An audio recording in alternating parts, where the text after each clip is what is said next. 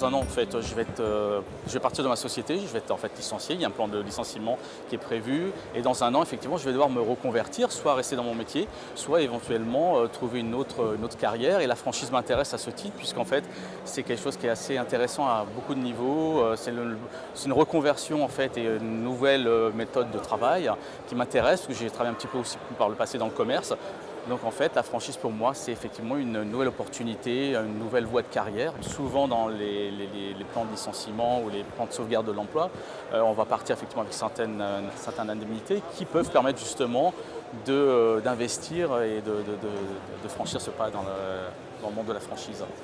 Et c'est pas négligeable. On veut faire une franchise en famille et ma sœur étant auxiliaire parentale s'intéresse à tout ce qui est lié au monde de l'enfance. Certaines marques de prêt-à-porter aussi qui ont l'air d'être bien implantées en cours de croissance, donc ils nous intéressent aussi. Donc voilà, c'est assez varié. Je vais devoir certainement étudier tout ça bien au calme après pour faire mon choix, notre choix. L'emplacement est capital.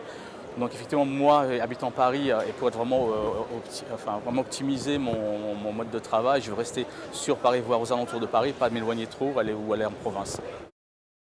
Ma crainte, c'est surtout au niveau financier, voir l'investissement initial, parce que je pense que suivant les sociétés, l'apport est important et l'investissement financier est important. Donc tout ça doit être bien préparé, notamment avec des business plans, tout un tas d'aides. Gérer une franchise aujourd'hui, à mon avis, c'est quand même un avantage dans la mesure où les marques sont déjà connues et vous encadrent. D'un autre côté, vous avez pas mal d'investissements à fournir. Bien sûr, il y a une relation de confiance entre les deux.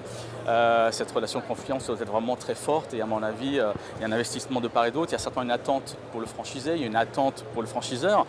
Il y a des objectifs d'un côté et donc effectivement, comme tout projet, ça doit être bien préparé, bâti.